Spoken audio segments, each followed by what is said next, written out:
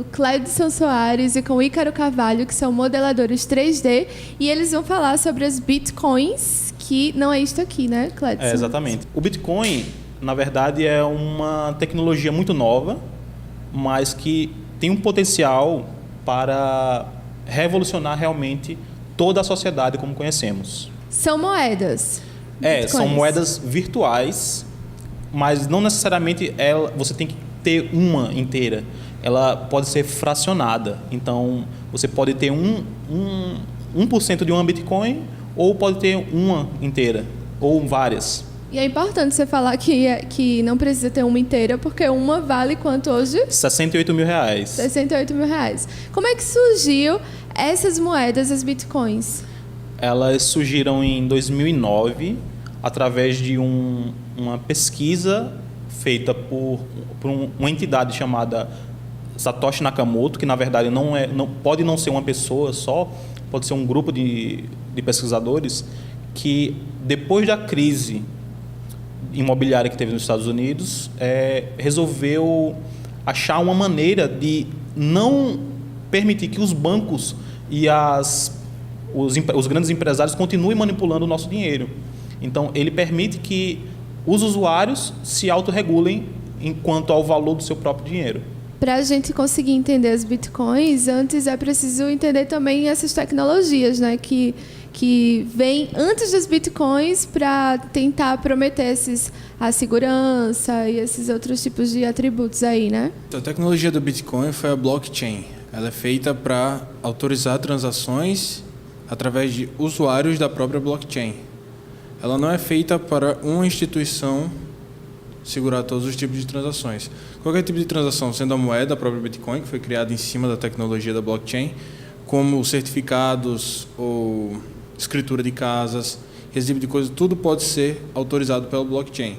São uma rede de computadores que tem que autorizar a transação. Então ela é bastante segura, porque é impossível você conseguir controlar todos os computadores para falsificar a informação. E essas medidas de descentralização, elas são bem polêmicas. Estado, os bancos, como é que eles estão reagindo aí a essas medidas? Então, por ser uma tecnologia virtualmente sem taxas, ela permite que você faça uma transação tanto de R$1 a um custo quase zero, quanto de 10 milhões ao mesmo custo de uma transação de R$1. Um empresário pode vender a sua empresa inteira em Bitcoin sem ter que dar um pedaço para banco nenhum. Se o banco não está participando dessa transação, por que ele deveria lucrar simplesmente com a troca de dinheiro? E a Bitcoin faz isso sem o custo do banco, sem uma terceira pessoa lá confirmando, fulano tem dinheiro, então fulano transfere para fulano. Como é que os bancos estão reagindo? Eles já reagiram com desdém, na época em 2009, 2010, eles simplesmente ignoraram a existência do Bitcoin. Em 2011, eles passaram a se preocupar um pouco mais. Hoje em dia, eles estão começando a, de certa forma, alguns a aceitar a existência do Bitcoin, outros simplesmente estão combatendo. Temos bancos nacionais que simplesmente encerram a conta dos usuários se eles fizerem alguma transação que for proveniente de dinheiro de Bitcoin. E aqui no Brasil, eles estão sendo muito usados? Bastante usados. Temos milhares de pessoas nos grupos. Cada vez mais pessoas estão entrando no Bitcoin. Alguns estão entrando sem a devida informação, pensando que é uma maneira rápida de enricar, coisa que o Bitcoin não é uma maneira rápida de enricar. Os usuários precisam conhecer a tecnologia e saber os reais motivos da existência dela para que realmente possam usar ela da maneira mais proveitosa. Uma coisa é Bitcoin, outra coisa é pirâmide que usa Bitcoin. Não entrem em pirâmides que utilizam Bitcoin. Pesquisem sobre Bitcoin, até utilizem Bitcoin, mas evitem esquemas de enriquecimento rápido, porque não existe maneira rápida de enriquecer, somente o trabalho. Além dos bancos, o Estado também já começou a intervir de alguma maneira para tentar regulamentar. Vocês têm informações? Sim. O Banco Central já emitiu notas sobre o Bitcoin, sobre os possíveis perigos ou até para informar as pessoas de maneira até positiva. Já a Receita Federal aceita hoje em dia que você declare no seu imposto de renda que você teve algum lucro proveniente de Bitcoin. E no Senado existe um projeto de lei que visa regulamentar o Bitcoin. Pode ser de maneira positiva, pode ser negativa, eu ainda não sei muito bem como reagir em relação a isso, mas existem vários movimentos e várias intenções positivas e negativas em relação ao Bitcoin por parte do Estado. E vocês já também começam a trabalhar com Bitcoins, né, aqui em Maceió? Participamos de uma empresa que também aceita pagamentos em Bitcoin e possivelmente paga alguns fornecedores de maneira bem modesta, utilizando o Bitcoin. Até porque é uma tecnologia que requer que a pessoa seja um entusiasta de tecnologia. Então, é mais para ensinar sobre a moeda, da existência dela e sobre as vantagens, do que realmente obter lucros através dela. Eu me interessei pelo Bitcoin fazendo trabalhos para empresas de fora do país. Então, às vezes eu tinha que pagar uma taxa de $10 num trabalho de $50. Então, estava dando 20% simplesmente por receber o meu dinheiro. O Bitcoin me despertou pelo fato de não ter que pagar tantas taxas. Existem alguns custos, por exemplo, para você converter de Bitcoin para real, você tem algumas taxas bancárias, ainda existe algum tipo de taxa, mas ele é muito mais simples e muito mais barato do que realmente receber por meios convencionais, no caso de um cliente de outro país. As Bitcoins, elas precisam passar por um processo de mineração, né? Como é que é isso? O que significa? É através da blockchain. A blockchain, quando você vai autorizar as transações, o computador faz um cálculo de descriptografia. Esse cálculo, você ganha uma porcentagem em cima dessa quebra do cálculo. A gente tem uma carteira de Bitcoin, que também é uma carteira criptografada, que fica na blockchain também. A mineração, ela pode ser de duas formas. Ou você compra um computador específico para fazer esse tipo de mineração, ou você pode fazer através da internet, comprando velocidade de pessoas que têm esse tipo de computador.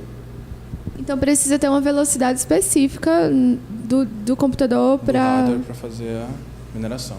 E você também investiu nessa velocidade também, no estudo dessa velocidade da internet para mineração especificamente? Isso. Quando eu comecei a estudar Bitcoin, eu vi mais a parte da mineração do que a parte de compra e venda da moeda. Eu preferi isso porque eu achava mais simples você investir um dinheiro num site na nuvem e ele te retornava com poucos centavos por dia.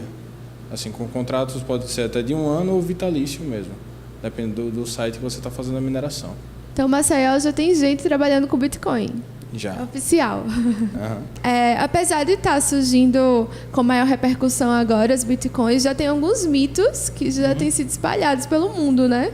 Tem alguns principais aí que você pode apontar? Uma das primeiras transações mais importantes foi uma que ocorreu numa compra de uma pizza.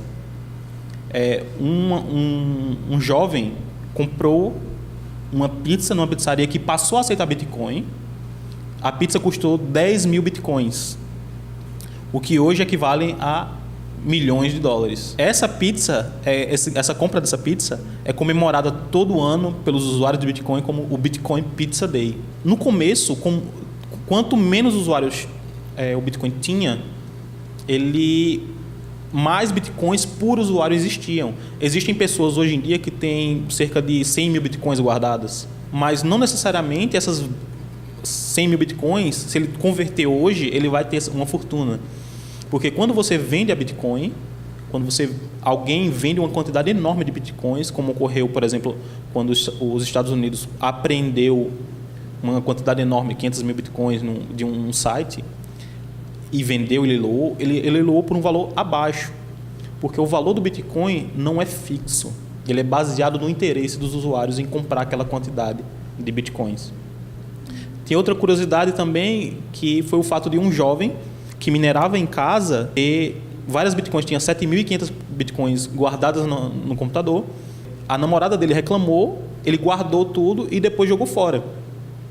Porque valiam $7, 20, $15, sei lá.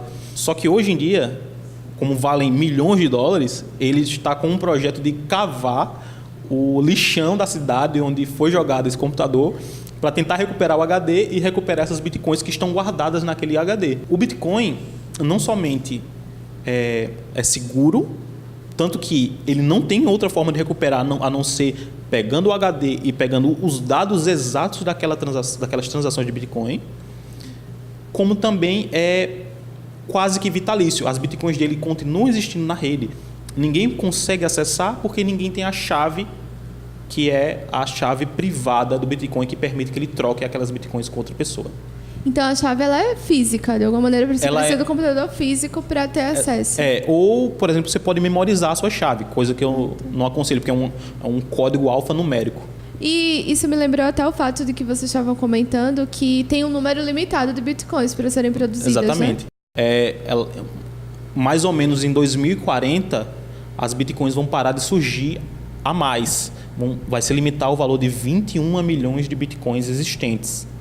Mas o valor monetário atrelado a esses 21 milhões de bitcoins pode continuar subindo exponencialmente. Como é que vai existir como é que vai coexistir, ou se vai coexistir, as bitcoins com as outras moedas tradicionais, ou não vão existir mais? Assim como o dólar coexiste com a nossa economia.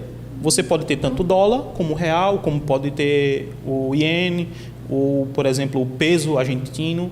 Você pode ter a moeda e usar ela conforme a sua conveniência. Então elas vão coexistir com as outras. Eu acredito que elas vão coexistir e, por exemplo, podem virar o meio de pagamento realmente oficial. Hoje temos cartões de débito em Bitcoin.